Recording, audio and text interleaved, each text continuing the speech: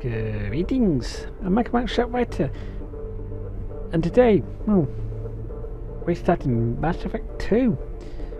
We had Mass Effect 1 completed some time ago, so let's get started. And yes, we're importing Shepard.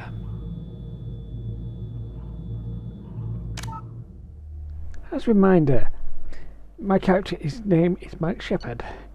We managed to get to level 53. I was engineer. We were mostly Paragon. Notvex survived Vermeer. Ashley was killed on Vermeer. The citadel was saved by Commander Shepard, and recommended Captain Anderson for the seat in the council, and that is the as far as we got so far. So let's actually get started.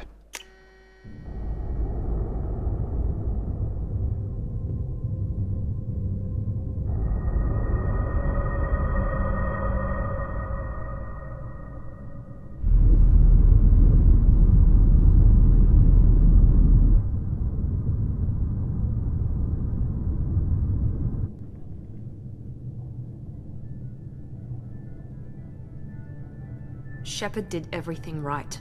More than we could have hoped for. Commander Shepard uncovered the truth. And still, it's not enough. We're at war. No one wants to admit it, but humanity is under attack. But they're sending him to fight Geth.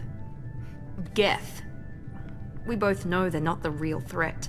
The Reapers are still out there. And it's up to us to stop them.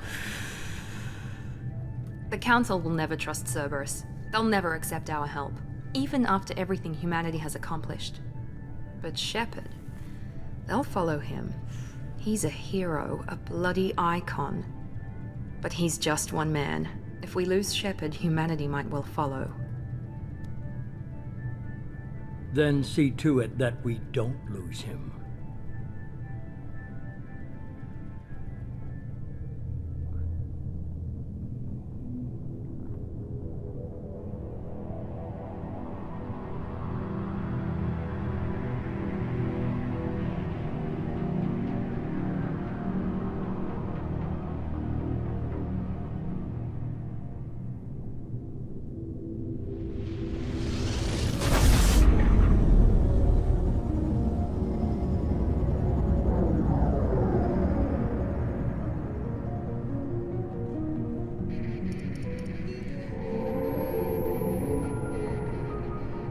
Disengaging FTL drives. Emission sinks active. Board is green. We are running silent. We're wasting our time.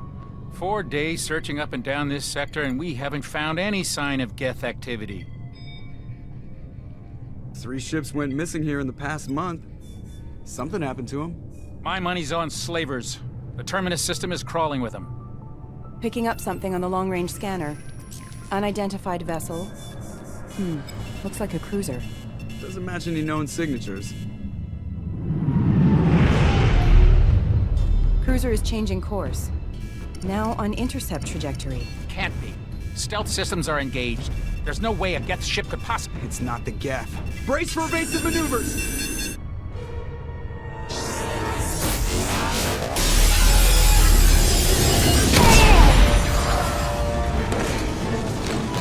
Presley! Kinetic barriers down! Multiple hull breaches! Weapons offline! Somebody get that fire out!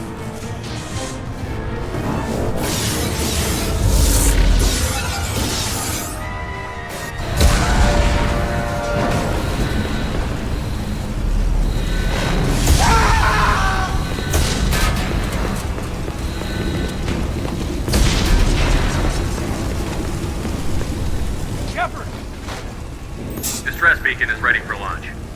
Will the Alliance get here in time?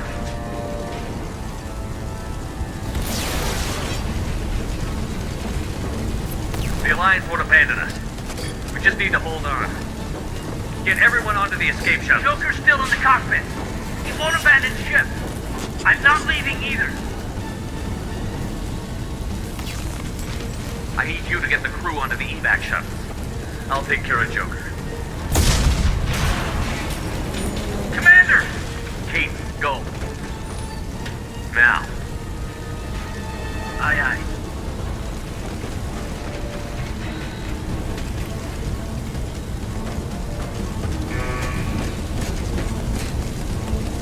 Everybody in! Go! Go! Go!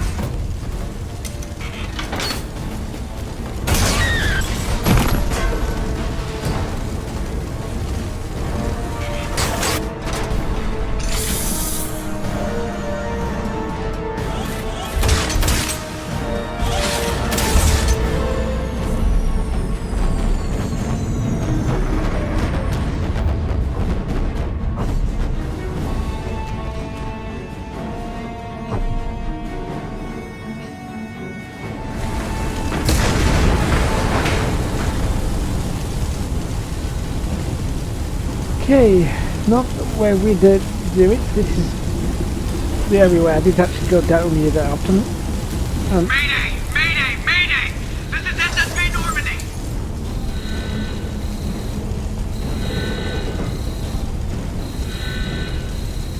And this is not where we do it. Happens just try to Heavy fix. damage from an unknown enemy! Come on, baby, hold together. Hold together.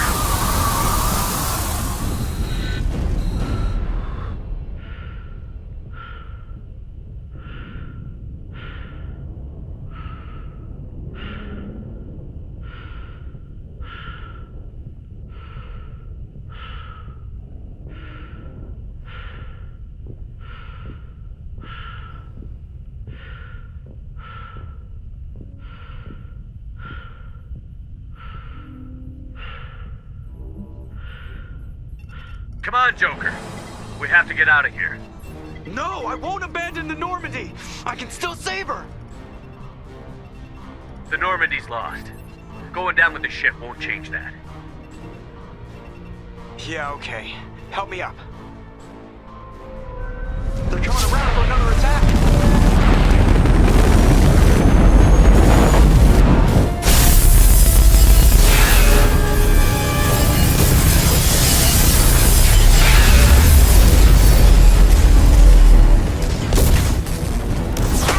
Watch the arm!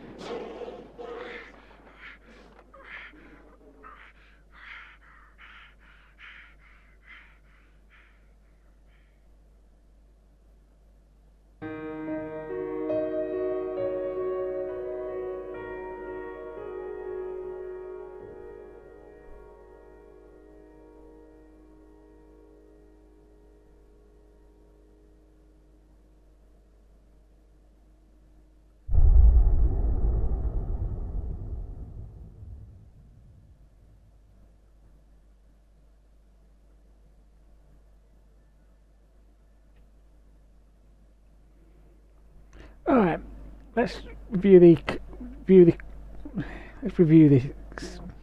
comic. I won't be making any changes, hopefully. So let's talk about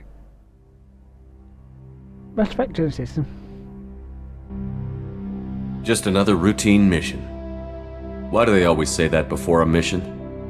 Of course it's routine. You haven't done anything yet. It's everything that happens along the way. The choices you make, the paths you choose, that turn the routine into anything but. Of course, that's how it started. A routine mission, answering a distress call. And look where that got me. We were testing out the Normandy, Captain Anderson's new ship, when the distress call came in. An Alliance patrol on Eden Prime had been attacked. They'd seen something they couldn't explain. And whatever it was massive. I hit the ground with my lieutenant, Kaidan Alenko. A good kid, loyal, by the book, with a talent for biotics. We came across the lone survivor of the patrol, Gunnery Chief Ashley Williams. A soldier to the core. Tough, disciplined, ready to take on whatever came her way. Ashley joined up with us and took us to the spot where she lost her squad. That's when we saw it. The ship. Like nothing I'd ever seen. It was massive, scorching the colony and everything around it as it blasted away. We followed the path of destruction to an artifact, a beacon left by a long-dead race called the Protheans. The colony had dug it up, and whoever attacked them had tried to take it. Chief Williams made the mistake of getting too close. It hit her with some type of energy. I grabbed her and threw her out of the way. That's when it hit me. Hard. Every muscle in my body went rigid. I couldn't move, could barely breathe. Everything went black. And then I saw something. A vision. Dream. A nightmare. By the time I woke up, we were halfway to the Citadel on our way to meet the Council. I was expected to explain what I'd seen. Anderson came along. So did Adina, our political representative on the Citadel. With those two heavyweights, it seemed reasonable we could persuade the Council that the ship we'd seen was a potential threat, as was the individual behind the attacks. The main suspect for the Eden Prime massacre was a Turian Spectre named Saren. He'd been seen by one of the survivors from the colony at Eden Prime, and there was some evidence to suggest that the ship was connected to Saren. But even Adina's pointed accusations weren't enough to convince the Council. They just couldn't believe one of their chosen elite Spectres could be guilty of something like that. They needed proof, which meant I needed proof. Fortunately, I wasn't alone in my search. Garrus, another Turian, wanted to help. A top agent for Citadel Security. Despite orders from his superiors that he shouldn't get involved, he told me he was suspicious of Saren, and he had some useful leads. More importantly, he was willing to share them. That led me to Rex, the biggest, nastiest-looking Krogan bounty hunter I'd ever seen. He turned out to be more than just a brute. It was his intel that led to a fugitive with incriminating evidence on Saren. The fugitive turned out to be an energetic little Quarian named Tali. A tech expert with a knack for hacking, she'd procured some information on Saren. Evidence that proved Saren was dirty. Tali's evidence proved that Saren was responsible for the massacre on Eden Prime, and that the immense warship we'd spotted was in fact Saren's flagship. But it went much further. Saren was trying to find a way to bring back a race of sentient machines from dark space. Machines allegedly responsible for cleansing the galaxy of all organic life.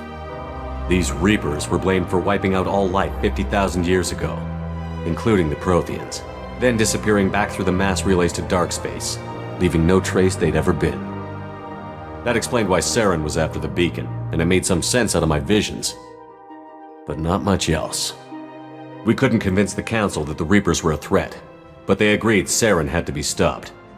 They stripped him of his Spectre status and gave me the honor of becoming the first human Spectre. My first task? Bring down Saren. Anderson decided to stay behind, giving up his ship, the Normandy. He told me I would need it more than he would. He also pointed me in a direction. Liara, a Prothean expert, adept in biotics, and maybe most importantly, daughter of Benezia, Saren's top lieutenant. And like most Asari, as beautiful as she is intelligent, and born with a unique ability to meld with other species. Liara was able to help me decipher some of the vision the beacon had given me. Nothing concrete, but it gave me some clues. And a new appreciation for the Asari. Her technique for accessing my vision was unexpected, but not at all unpleasant. Ashley was a little concerned about the connection I shared with Liara. As commander, I knew either relationship had the potential to interfere with the mission. I decided discretion was the better part of valor, and kept my focus on our goal, finding Saren.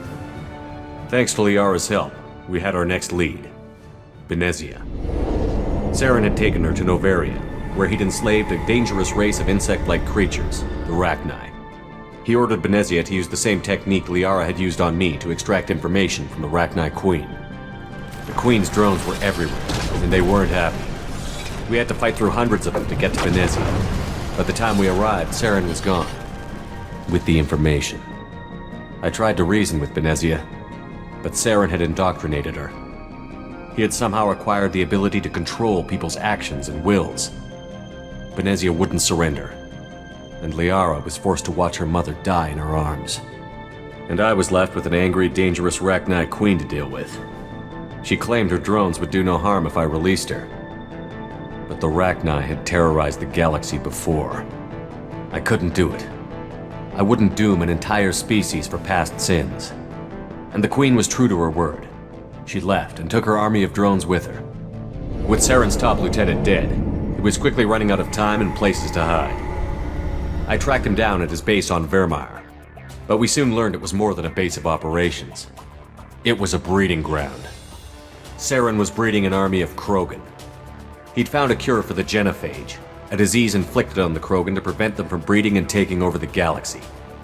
But the Krogan Saren was breeding were slaves, mindless beasts that obeyed Saren's will. I had to destroy the base, and all its research. Rex disagreed. Violently. Rex wanted the genophage cure for his people. I tried to convince him to help me destroy it, that these Krogan weren't real. But he wouldn't back down. Fortunately, Rex is smarter than he looks. He realized this wasn't the way to help his people, and that Saren was the real threat. When we finally got to the center of the base, I realized just how close Saren was to completing his plan. He was already in communication with the Reapers. Sovereign, Saren's flagship we'd all assumed was just a ship, was a Reaper. It spoke to me, threatened me. I could feel the menace it had for every living thing. It wanted me dead. It wanted us all dead. And I knew it was capable of doing just that. What I couldn't understand was why Saren would help it. But there was no time to think about it. Sovereign knew where we were. We had to destroy the base and get the hell out. I split up my team in 2 squads, sending Ash with one and Kaidan with the other as a distraction. We had a nuke, and we planned to use it. Before we could detonate the bomb, Saren showed up. We fought. I stalled him to make time for my team. And in talking to him, I realized the truth. It wasn't Saren who was indoctrinating everyone. It was Sovereign. The Reaper. And Saren was in deeper than all of them. He tried to convince me he was still in control, said he found a way to reduce the Reaper's influence, but he was kidding himself. Or believing the lies Sovereign was telling him. Before I could convince him to stop, he ran, leaving me just seconds to extract my squad mates.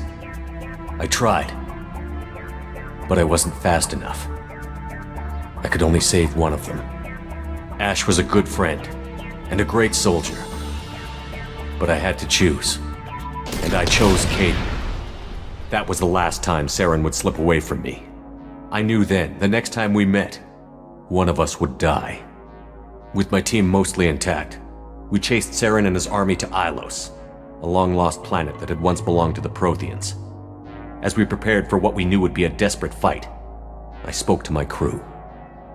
We were just one ship, against Saren's growing army. I assured them all that despite the odds, we could defeat him. I'd never tell anyone, but I had my doubts.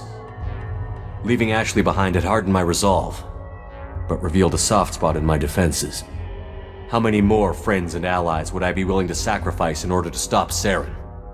We arrived on Ilos, close behind Saren. Once on the planet, we discovered a Prothean databank that helped me put the final pieces of my vision together.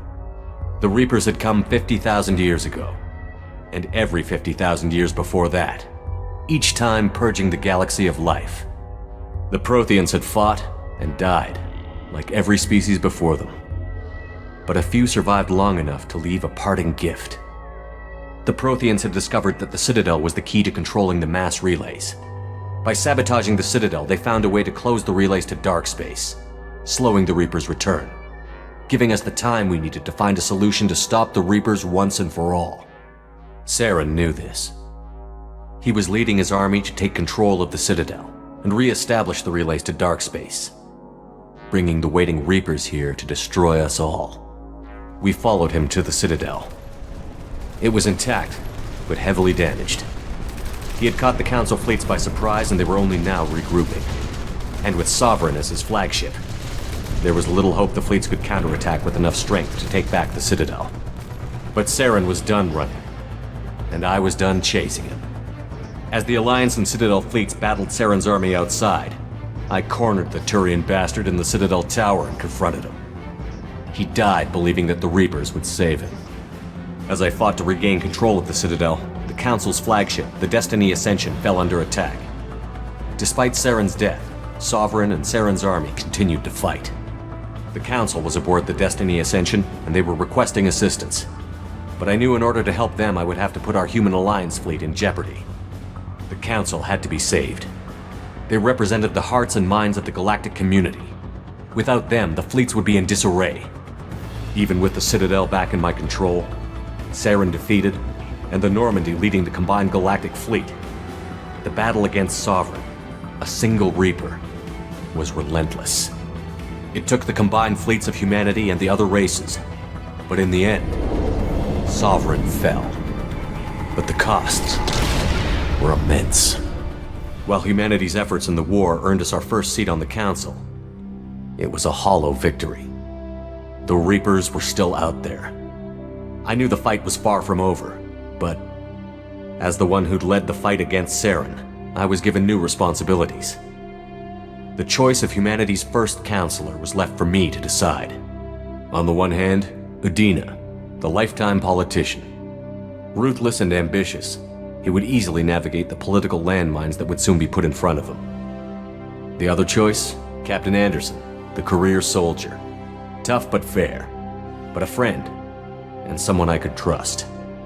Both great leaders in their own right. Anderson didn't want the job, which was a sure sign he'd be perfect for it. No ambition to get in the way. The war was over. The threat had passed. In time, the Council would rebuild itself. The Citadel could be repaired. Even the pain of lost friends would fade. But none of that mattered if the Reapers were still out there. And if they were all as powerful as Sovereign, we had to find a way to stop them. I had to find a way. I gathered my crew, took my ship, and went in search of answers. Officially, the Council would only say I was assigned to cleanup duty, rooting out any remnants of Saren's army. Just another routine mission.